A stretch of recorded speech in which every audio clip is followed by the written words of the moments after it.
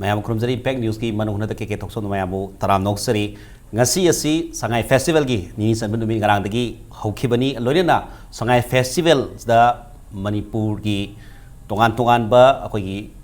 cultural items sing su uli loina na Manipur mapan dagi haibitare Manipur mapan dagi tongan ba VIP sing ambassador sing US ambassador adu loina tongan ba koina yam puning nungsin ngai oi ba makhakti Myanmar da takraba khunda khraba MEITEI-SING ngasi unajabagi tharmadu ngasi sinjari Pek News ki studio da loina ngasi gi AWA Leibakki MEITEI-SING haiba topic sida koi gi saru yabiri ba guest sing se han mata da hana ai hek thangna phambiri se za takhel mayum Nayahari Sharma aduga makhoi gi Myanmar language da Myanmar gi lon da haib taragadi utin Ngwe ai baisa kano pronunciation kitang soib su oram su yai smaina takhel mayum Nayahari Sharma ni unajari se loina na guest sing mai election biri bi Anobam Rekha aduga Myanmar gi makhoi lon da makhoi maming da haragadi ma Sabai Myint haibasini loina guest ngi matai election biri ba koi cultural activist aduga director Mutuwa museum oi biri ba ja Mutuwa Bahadur ni guest homa pa han mutada taram noksari aduga ahan bagi wahang natabida koina ojaga unajabsi gi awan ngai si aha mata ja Nayahari te laksage maroina Myanmar dagi laiba mioi kunthra manga amuka khoi ngasi mayam dasu khangmina boina guest kunthra manga ni Myanmar dagi lakha MEITEI kunthra manga si manungda Burmese national ani yauba guide oina aduga nupa ahum nupi kunthra sumaina pun kunthra manga sar lae aduga ojasu amung ojasu madik marakta ahal moina lakpi bani adubu oja handaki sin ahan bara kayarak subano second time ahan bada karam kanda lakpi ja 2013 da 2013 da lakpi bani sahi manga gi matung da mung lae sahi ahum 2013 lakpa du 2015 da lakpa ga kari khena ba uba phang Manipur gi phibam je khena de bang na laite adubu Myanmar gi jagang region dagi zawai case mayam se lengbirakpa adu ngasi gi Sangai festival se saru yabiru bra yengbiru bra karamai tawi yebiru arang nungdang kari opening ceremony da hoi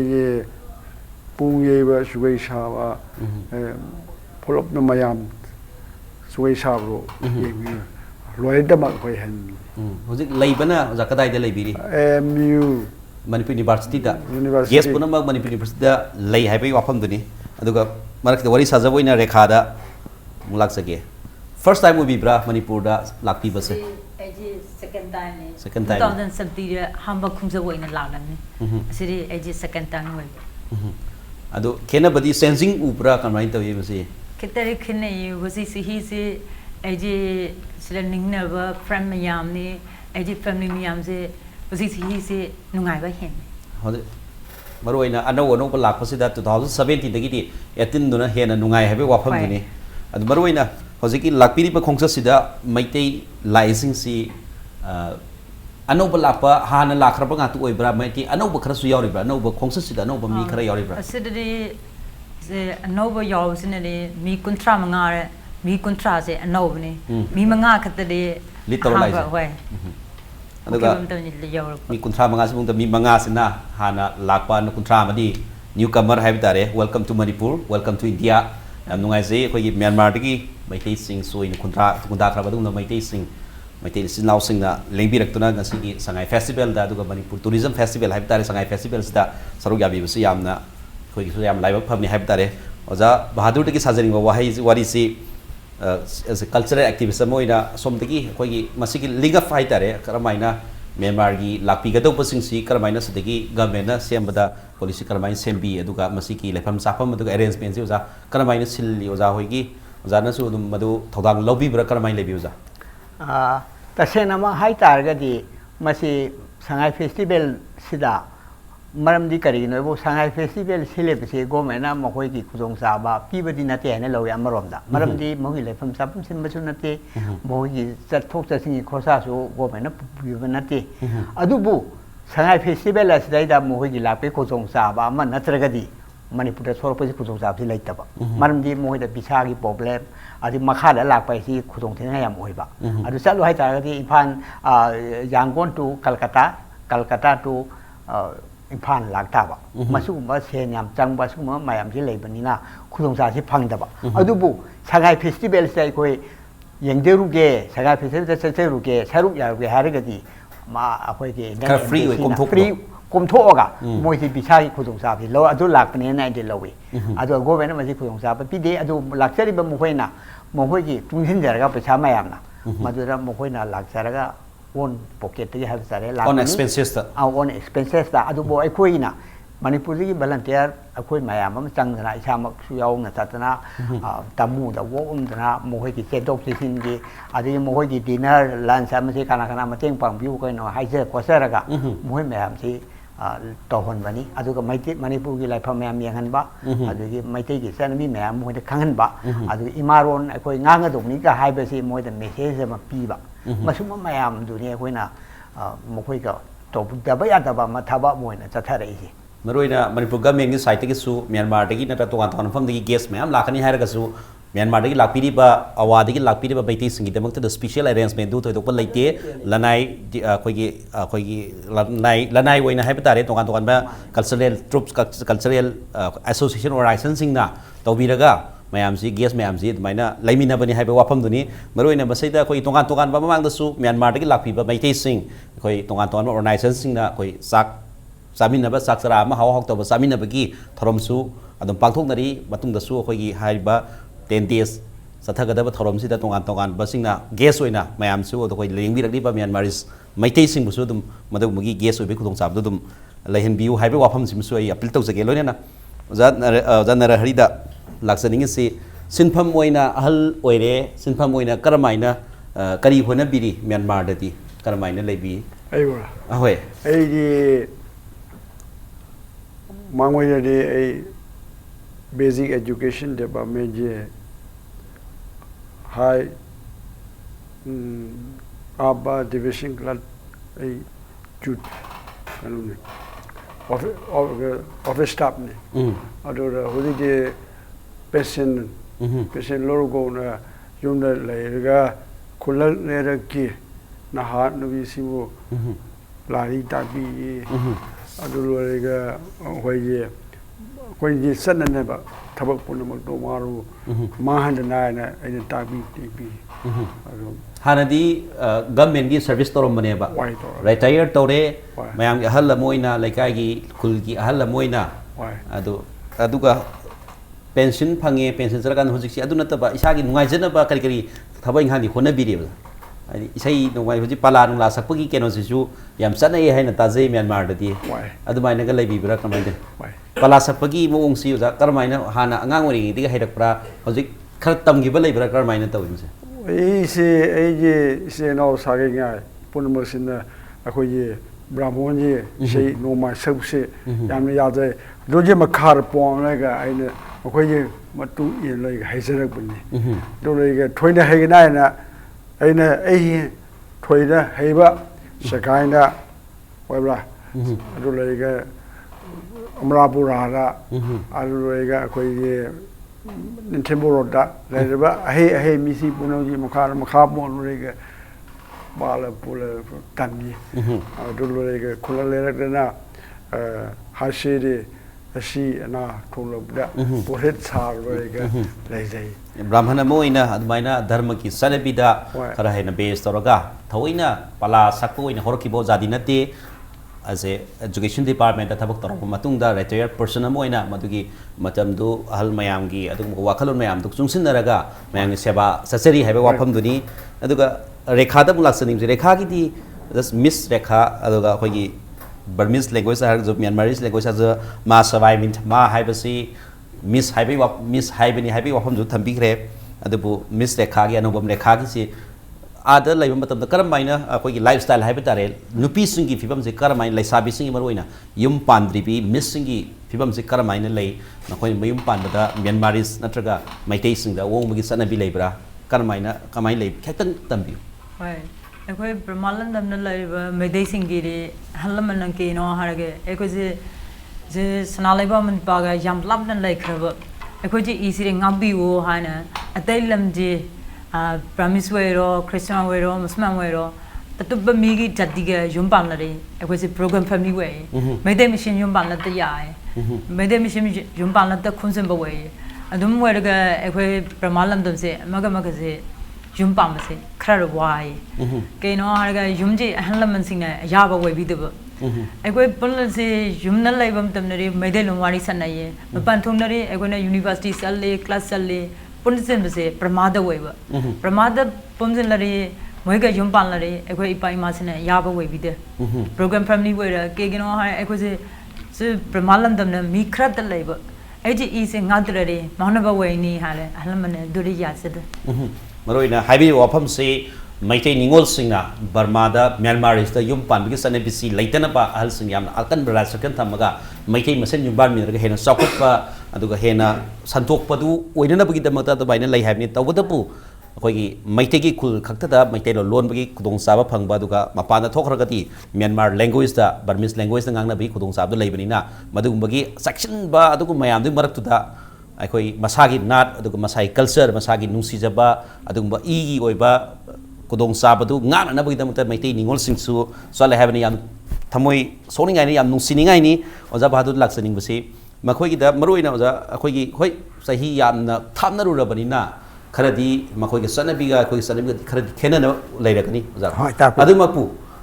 เห็นบาร์มากีไม่ตีสิ่งไงอาว่ากีไม่ตีสิ่งที่ตามาคุยกันสันนิบาสิ่งที่ตาขณะที่นั่น develop ตัวนั้นว่าจะมณิพุรี society กินนั่น cultural activism มั่วนั่นก็มณิพุรี organization สิ่งนั้นคดีคนนั้นบีว่าจะอุบพังกัน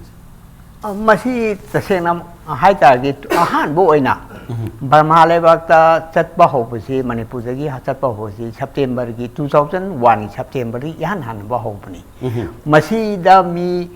มีจามันตาเราเป็น90กุมบะจัดบ่าวมาที่ที่เลยพิจารณามาทำดูดียามนะที่นบ่ให้ตาเลยมันมังงานี่อยู่แบบพิซซ่าอะไรที่ฉันนี่มาจากจัดบ่าวพังดาบะอันนั้นมันตบไม่ยามสิซิมเลยปนี่อันนั้นก็ฉันนั่นมีที่ให้ตาเลยก็ดีวิธีกี้คุยกี้เรขานั้นทำดีริบตัวอันนั้นไม่ยุ่งปานภาษีการไม่ตัวเก็บมันคุยที่คุยที่จะนิพานุปีนุชินาเบว่าขลุ่นจะอะไรเลยวิธีอันนั้นก็อาหารมันนะให้เนื้อระกาลงนั่นเลยนะก็ต้องนี่อันนั้นอาหารมันนะให้เนื้อเป็นสุดลงนั่นเลยนะบัดดูการไม่ตัวเก็บมาที่สากิจจะเลี้ยงมาตาบซ้ำนะฮะบัดเอาอะไรบัดตา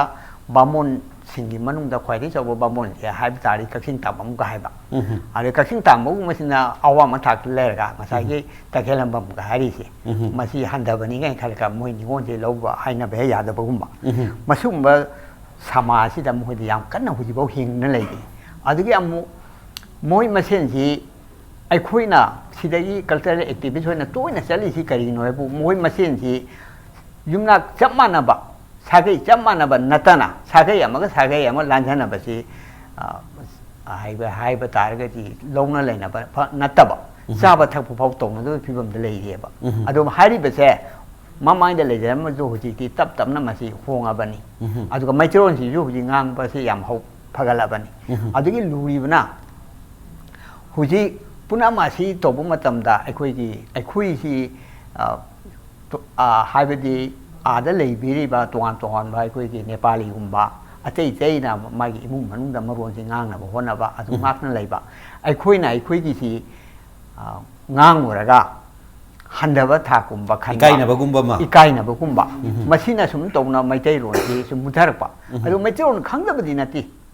คุยที่ไล่บะมีคนท่าเสร็จแล้วนั่นไม่ใจร้อนงามแต่ทั่วกันเนี่ยบะอาจจะไม่ชงงานนี่เดบัดตัวอาจจะมาที่เดียวมาชุ่มมาที่มาที่ดีนุ่งมีพักเลยหายนั่นโลปีใหญ่มาดำดีแต่ข่าวห้อยอาจจะว่าจะน่ะอะไรห้อยน่ะสมหลักปีตนะคนนั้นมีน่ะตนะไม่ยามสิ่งที่มันต้องอวยตนะไอ้คุยกี่ไม่ตีนี่ให้ไปสิให้มาไหลอาจจะคุยที่ยามน่ะมุ่งให้นั่นนุ่งไงดีไปนะเลี้ยงไอ้วิธีไอ้กาเนี่ยให้เลยมาสู่ไอ้กานี่ก็บามุนนี่บามุนที่เอาอะไรบ้างแต่ปองนาให้ดิสินี่อาจจะไม่ตีบุญนะกติให้ดิสินี่ทำซ้ำให้ได้ไปแล้วอาดูฮาริเบสมคุยที่ปองนาไฮบันนี้อาดูก็สินะกัตเน่ไฮเบสิท้าทบปีละก็ไอ้คุยไม่ใช่นี่ก็ให้เนี่ยเลปิเสอันนั้นบุคคลทางยามนุ่งไงแบบมันนี่ให้นะไอ้ทำใจมารู้นะคุยเมียนมาได้เลยแบบไม่ได้สิ่งที่คนไหนได้เลยเบสเมื่อกี้เคนอันนี้มาวางอีกแค่หน่อยยามกันสันนะดำเมื่อกี้คุดมดูนี่เขาจะที่มายามสังเกตหลักปกติ cultural exchanging หลักปกติอาดูมายามดูหันทารากันดาฮานะสามินทำให้น้ำมันบุยาดมายามดูขรกติหันทาร์หันทาร์ให้แบบนี้อาดูมาปูเลยไปเดี๋ยวโกปฏินัตรี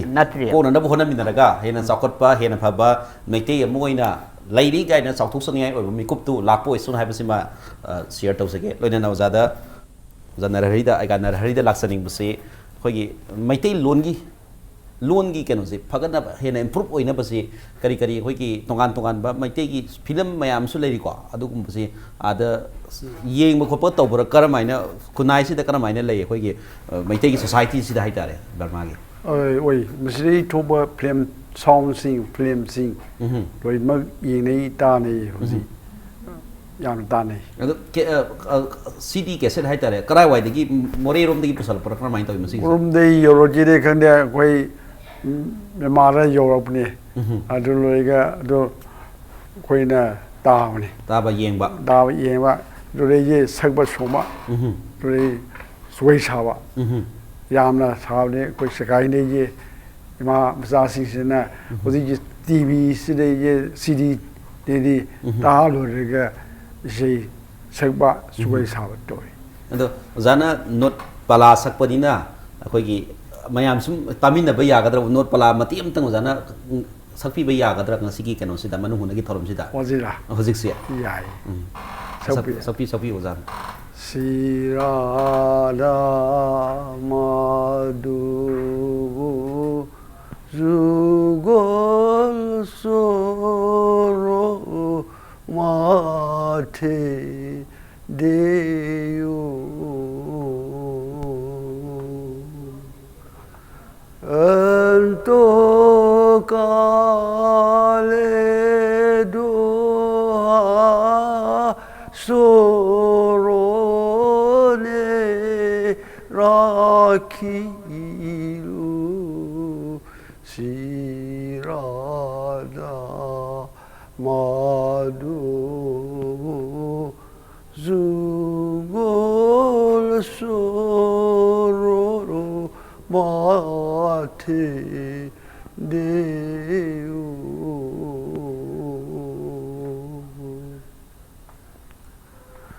Zadi doyana gorile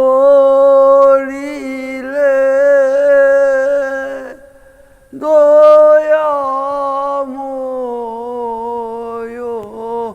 name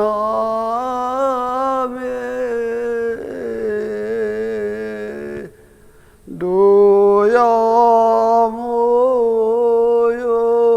nam kolanko rohibe sirada madu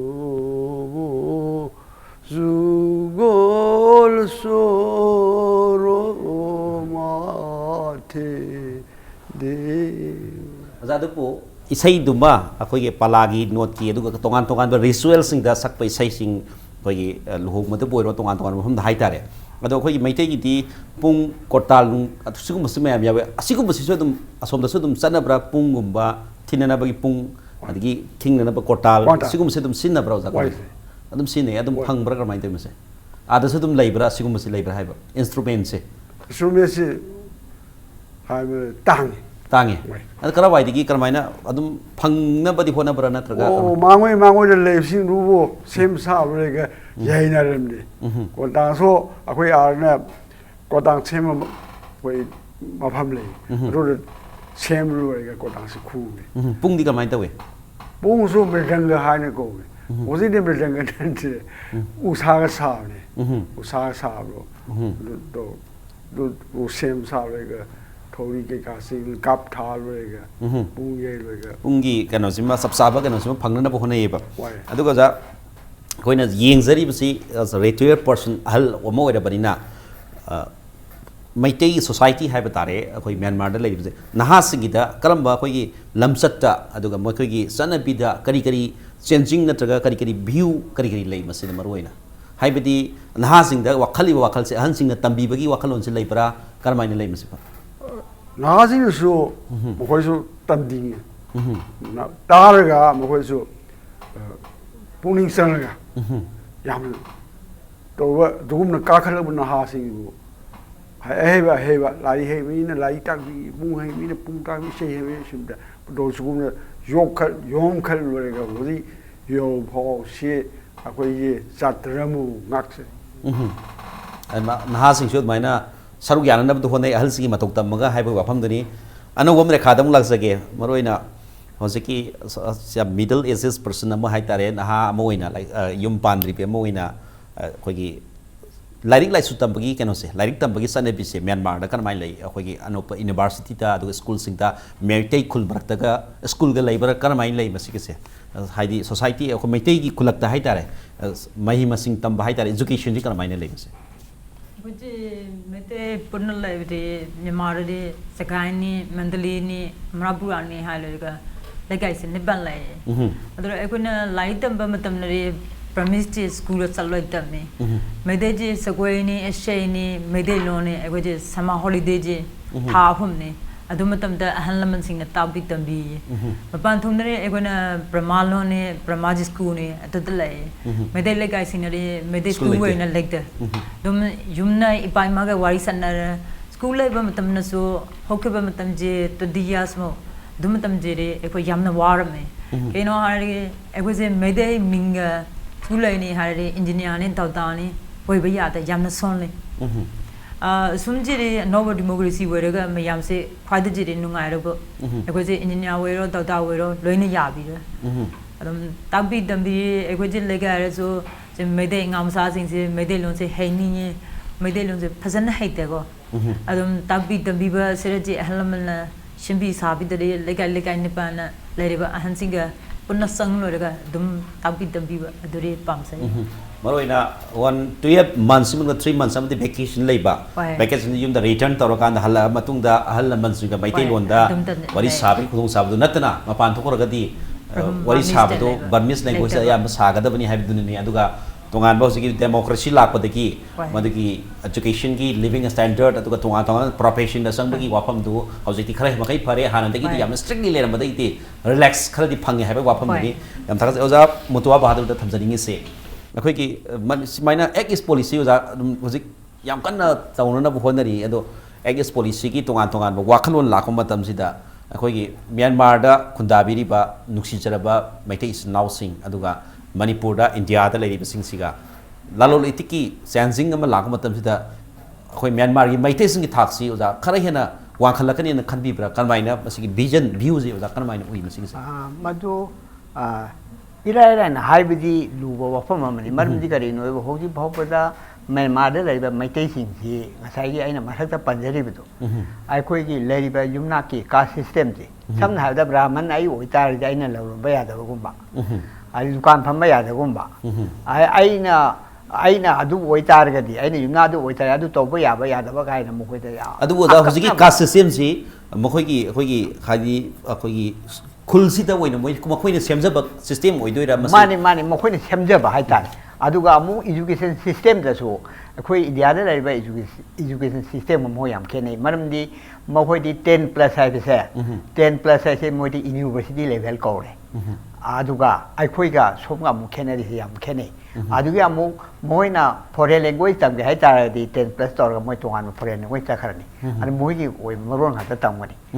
aduna masigi system si da sum lak pasina ngasai gi business ki wafam it police da lak tar ga so MEITEI si yam son gi ne kali maramdi kari no bu manle khakta da leba myoi khara khakta da khan laga lairak panina maju ko song sa bu atene lo bungam de ba maramdi kari no bu ko si yam sothari ha be tare adu sotha na maram oina business ya saina su ta ba adu yam mathakta aina nga sai hu ki system je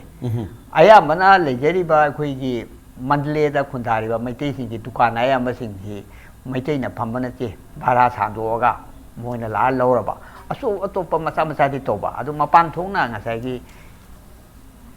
country wang malan to be baklon je hu ba phil lak thri hai na ai lo jai adu bu masi hona da na te hona ba kamu maya mam su leidi khare hena ja improve oi bagi khudum sa di adu di adum leidi amar di Myanmar si resource am le ba ma phamni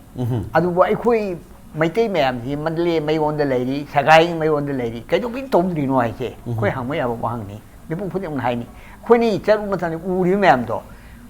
roi na mak apa pa pon hat ne khoi na chaw ri ka kwan na ai che adu khoi MEITEI-SING se na sai ai na tham jai ri do ai gum na brahman na status se ya mo wang na lai be se ma sin ai ma to pot pai ga tra hai pa palai ꯑꯗꯨꯒꯤ ꯍꯧꯖꯤꯛ ꯑꯩꯈꯣꯏ ꯃꯦꯟꯃꯥꯔꯗꯤ ꯂꯦꯡꯕꯤꯔꯛꯏꯕ ꯑꯩꯈꯣꯏ ꯑꯣꯖꯥ ꯅꯥꯌꯥꯍꯥꯔꯤ ꯂꯦꯡꯁꯤꯜꯂꯤ ꯑꯩꯈꯣꯏ ꯑꯣꯖꯥ ꯑꯩꯈꯣꯏꯒꯤ ꯀꯩꯅꯣꯁꯨ ꯔꯦꯈꯥꯁꯨ ꯂꯦꯡꯁꯤꯟꯕꯤꯔꯤ ꯃꯁꯤꯗꯩꯗ ꯂꯨꯔꯤꯁꯤ ꯉꯁꯥꯏꯒꯤ ꯍꯥꯏꯕꯤꯈꯤꯕ ꯃꯇꯝꯗ ꯌꯨꯝꯅꯥꯛ ꯃꯌꯥꯝ ꯑꯃ ꯄꯟꯕꯤꯔꯤꯗꯅ ꯃꯁꯤꯃꯛꯁꯤ ꯇꯁꯦꯡꯅ ꯃꯅꯤꯄꯨꯔꯗ ꯂꯩꯔꯤꯕ ꯌꯨꯝꯅꯥꯛꯁꯤ ꯌꯦꯡꯉꯨꯔꯒꯗꯤ ꯕꯥꯃꯣꯟ ꯅꯠꯇꯕ ꯃꯌꯥꯝ ꯑꯃ ꯌꯥꯎꯔꯤ ꯑꯗꯨ ꯀꯩꯗꯧꯕꯒꯤꯅꯣ ꯑꯋꯥ ꯂꯩꯕꯥꯛꯇꯗꯤ ꯕꯥꯃꯣꯟ ꯑꯣꯜꯂꯤꯁꯦ ꯍꯥꯏꯇꯥꯔꯦ ꯕꯥꯃꯣꯟ ꯍꯥꯏꯁꯤ ꯁ꯭ꯇꯦꯇꯁꯇꯣ ꯅꯤꯡꯊꯧ ꯄꯥꯜꯂꯤꯉꯩꯒꯤ ꯁ꯭ꯇꯦꯇꯁ ꯑꯗꯩ ꯃꯦꯟꯃꯥꯔꯤꯁꯤꯡꯅ ꯁ꯭ꯇꯦꯇꯁꯇꯨ ꯋꯥꯡꯅ ꯂꯧꯕꯗꯒꯤꯗꯤ ꯑꯗꯣꯝꯗ ꯑꯣꯟꯁꯤꯟꯈꯤꯕ ꯑꯗꯨꯅꯤ ꯍꯧꯖꯤꯛ ꯇꯧꯔꯤꯁꯦ ꯑꯗꯨꯅ ꯂꯣꯟꯃꯛꯁꯤꯕꯨ ꯑꯩꯈꯣꯏꯅ ꯍꯧꯖꯤꯛ ꯍꯥꯏꯕꯤꯔꯤ ꯃꯩꯇꯩꯂꯣꯟ ꯍꯥꯏꯅ ꯑꯗꯨ ꯃꯈꯣꯏꯅꯗꯤ ꯕꯥꯃꯣꯟ ꯂꯣꯟ ꯍꯥꯏꯅ ꯊꯣꯜꯂꯤ ꯃꯁꯤꯅꯤ ꯂꯨꯔꯤꯁꯦ ꯑꯗꯨꯅ ꯕꯥꯃꯣꯟ ꯅꯠꯇꯕꯁꯨ ꯕꯥꯃꯣꯟ ꯑꯣꯟꯈ꯭ꯔꯕꯅꯤ ꯑꯗ ꯑꯩꯈꯣꯏ ꯁꯤꯗꯗꯤ ꯕꯥꯃꯣꯟ ꯑꯣꯏꯗꯕ ꯌꯨꯝꯅꯥꯛꯇꯣ ꯑꯗꯨꯗꯤ ꯕꯥꯃꯣꯟ ꯑꯣꯜꯂꯦꯕ ꯃꯔꯝꯗꯤ ꯀꯩꯅꯣ ꯁ꯭ꯇꯦꯇꯁꯇꯨ ꯄꯥꯝꯃꯅꯤ ꯋꯥꯡꯉꯕꯅꯤꯅ ꯉꯁꯥꯏꯒꯤ ꯊꯕꯛꯇꯣ ꯁꯨꯗ꯭ꯔꯦꯕ ꯃꯥꯏ ꯉꯁꯥꯏꯒꯤ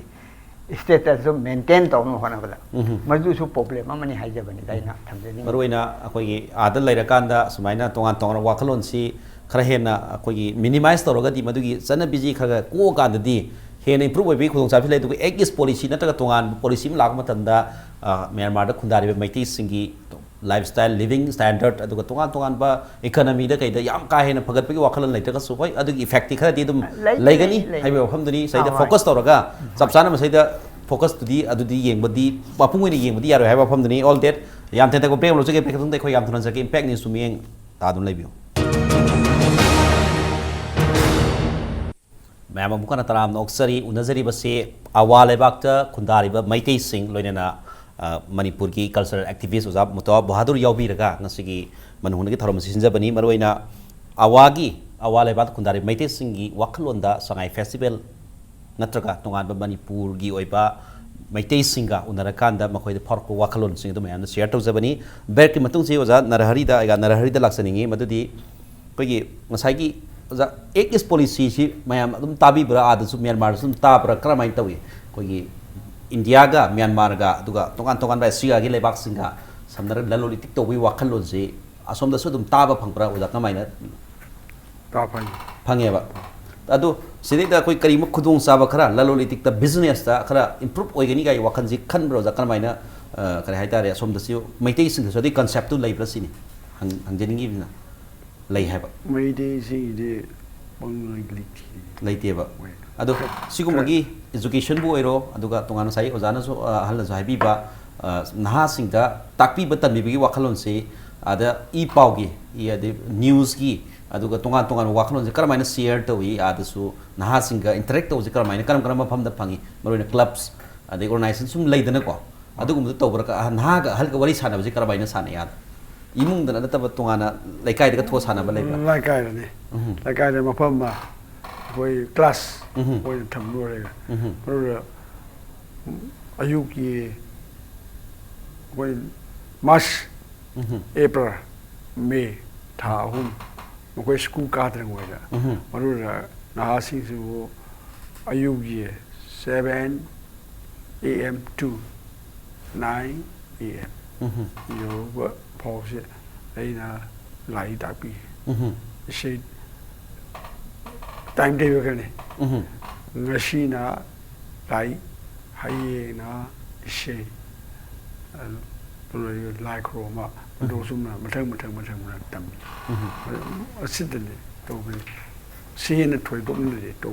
na se da naha singa hal singa interact to be khudong sabda lei 12 था ट्राइन थे सिपना था हो मार्च अप्रैल मे अहोम सिता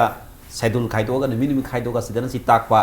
माइ तौदना नहा सिंग वरि सानाबि खुदों साबदो ले हाबिनी रेखादा लाक्सगे रेखागी अखोगी मणिपुर की मैथै सिंगी लोन सिंग अहल सिंग नै तंबा दुग करमाइना मसिग सिंग साइ ngamबगी टाइमिंग दुबदि हाइबिरे युमदना तना मपानदा वरि सानाबि खुदों साब लैति हाइबो अखम थमि लोन जि हेना हाइननबगी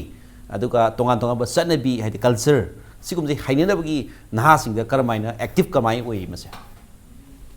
सिगिरि युमजे ngamsa ओइरेबे मतमनरि युमजे इपानी ताबि तंबिगो go Yamuna हाइनरा अदुरलजे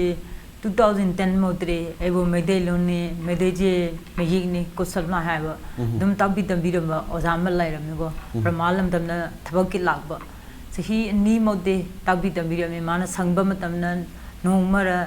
1 hour มุดุมตาบิตัมบีดูเรกีวันนี้มานะทับกี้หันเคบัมตัมนะโซเชียลมีเดียจิมตัมเวรบไอ้คนจะโมบายไปบัมตัมนะเฟซบุ๊กเดอร์เฟรนด์เวย์นะเฟรนด์เวย์บัมตัมนะไอ้เนี่ยโพสต์กระทายสิ่งเลยบ่ไอ้เจเฟซบุ๊กเฟรนด์ไม่ยาม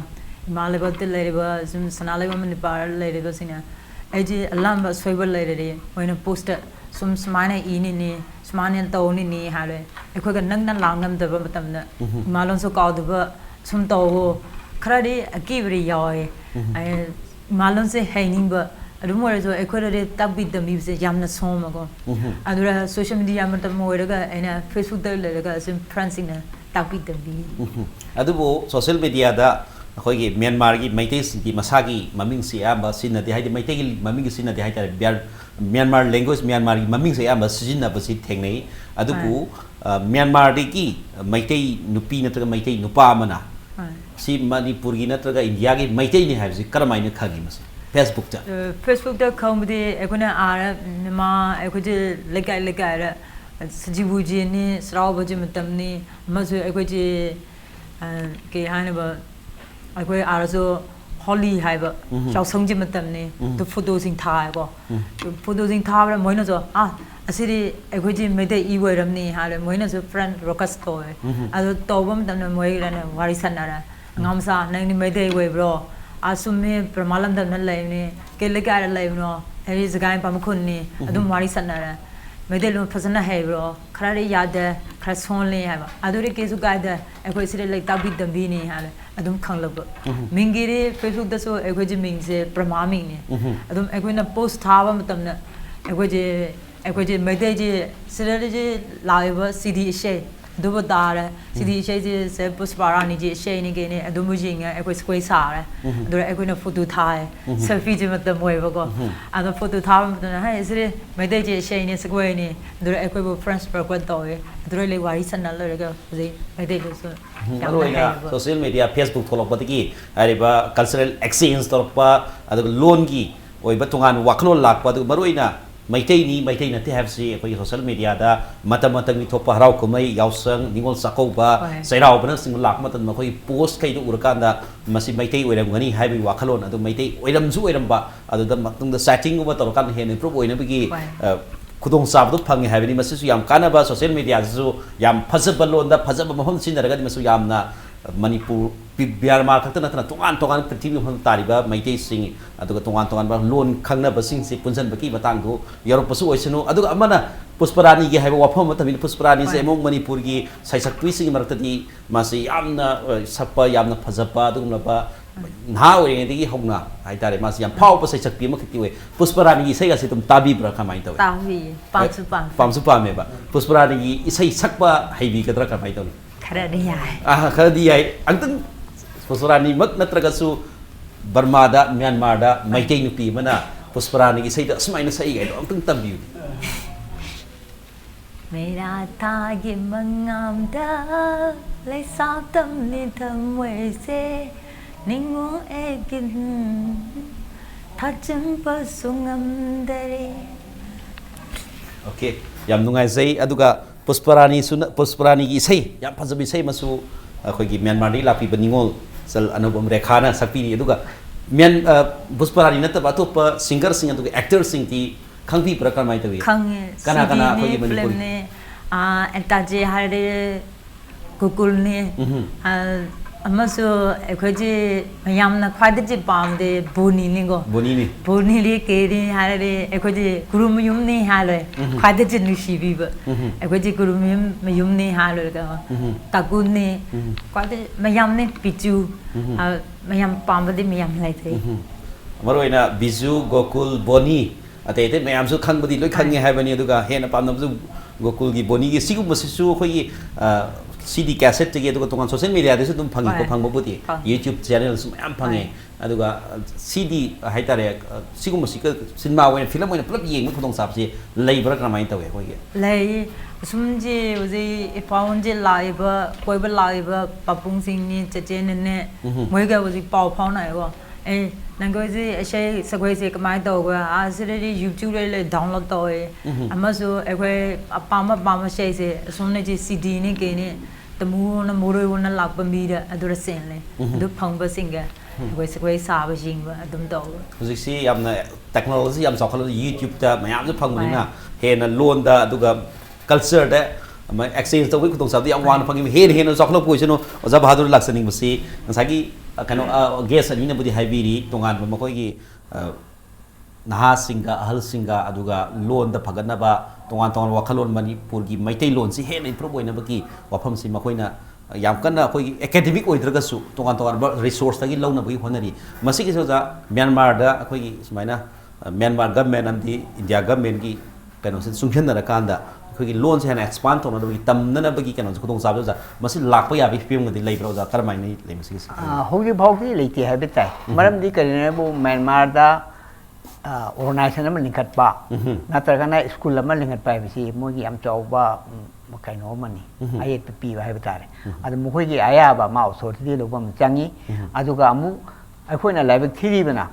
nasai gi gurukul gi type ta akhoi gi mandop laiba mem sing se masida sayul gi oina adi tha gi oina masida noi metiron tamdori imalo tamdori law ba bisi aya ma chen inda ba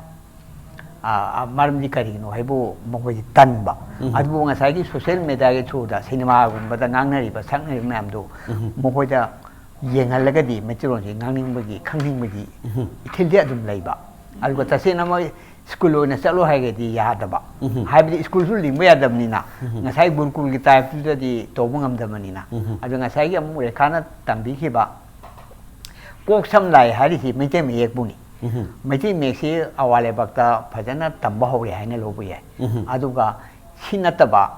akoi English su oro adu ga Hindi ju oro tambi ba so dum tawi maju karamba khunta tawge bu mindi kin haidana Erawadi turen mapanda taba Meitei khun ama lei maduda di sum khara ka hore haibetai aduga sagaing da so hujigi hariba khunje Meitei khunje masido so dum horabani aduga mapungoina huji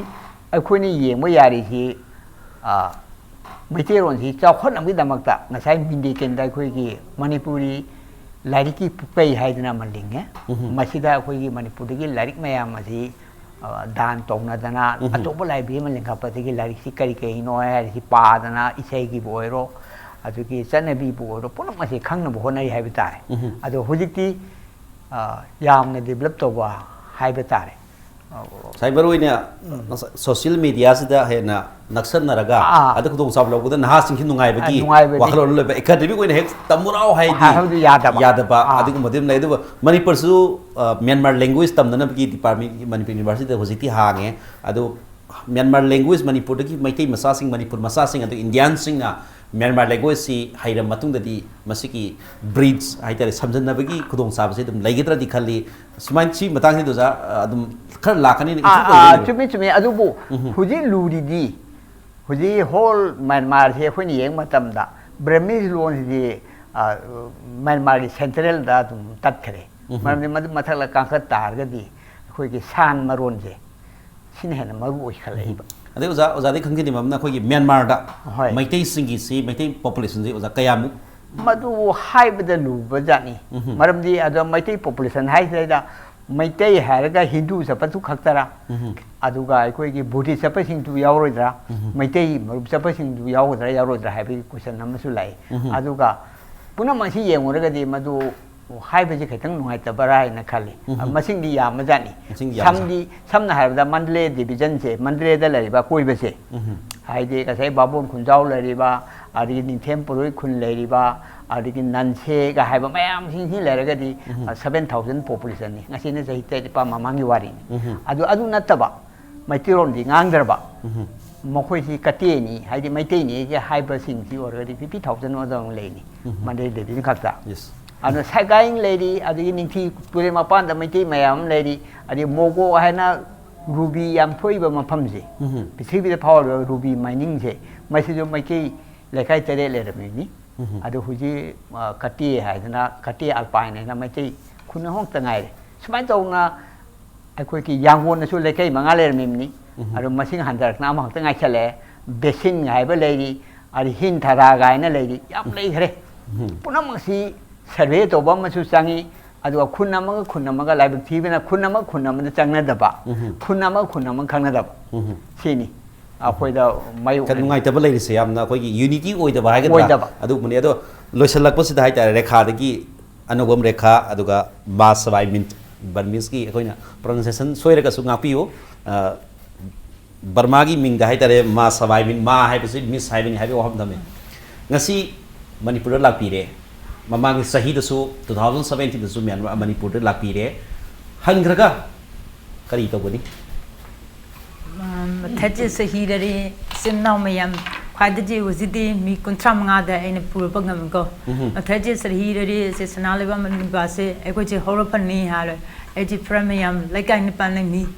sumji yamna khumzin lorga sun sanaliba da koi bala saga mayam ji so Meitei lo haiba sumda ji so han mayam na thoram do bio haina mayamna yabu aduga loinena ngasi gi si manu hunagi thoram phami na base ko Myanmar gi Meitei ahum ko invite ahum lakpi bani adubu kudong sada ba koi gi sida phampham kudong sada ba ahum se saruk yaba ngamdre ani khaktang saruk yai obviously sai tare koi matung da koi gi ngasi phami ri ba ni sina tab da lengbi rak pasi mingang tang mayam da khangan jage hai tare lakpi basi Sri Bani aduga makhoi gi Burmese language hai tare engine few hariba isal asisu ngasi si manu hunai thorom sida yaujage hedan lapre do tasing na khoi gi keno si sa diu da san da badagi mati khudong sabda de mathangi olak pa sahi gi sangai festival su la akanda isal na anbaina khoi gi hariba manu hunai thorom da natraga tongan ba mayam ga cultural exchange to gi khudong sabda pizage haiba hom thamjage iroi loi boina babung dagi aiga dagi hangsaning basi han khraga Myanmar da han khraga kari develop tawge na khanbi Manipur gi nungsi pa faja ba mafam yeng ora kanda kan maina pawdam gi gen khamra kan maina kari yeng biro re hoji phawda oi nundang ngarang nundang na ahoi ye opening ceremony da sui sa ba madu yong la ngasi ayu na bo ahoi kang la salwi be betu na uri bola Govinji Govindji dolo be betu na Mahabali alu yori aduga Myanmar da halakanda nungai bi wakhalo du phungduk piu isai nau singda Manipur da leiba Meitei sing samaina tawi aduga sigi smai sine habidu tambira kan hena improve abdu leigani habi wahom tamjage loina na ngasi gi lebirak pa oza Mutuwa Bahadur loina na Myanmar ri lebirak pa sala anawam Rekha amadi oza takhen mayum Nayahari loina na ngasi gi thorom sida yaudra aduga lakpadi lebir pa Sri Bani engine few punamakpu manu hunagi mai kai thakat phong sari matungda sangai festival he na chawba cultural troop sing puraga lakpo gambo oisun hai wa samjara ngasi goinati manu hungi thorom se matang tension jage mayam puno po mukana khurumjari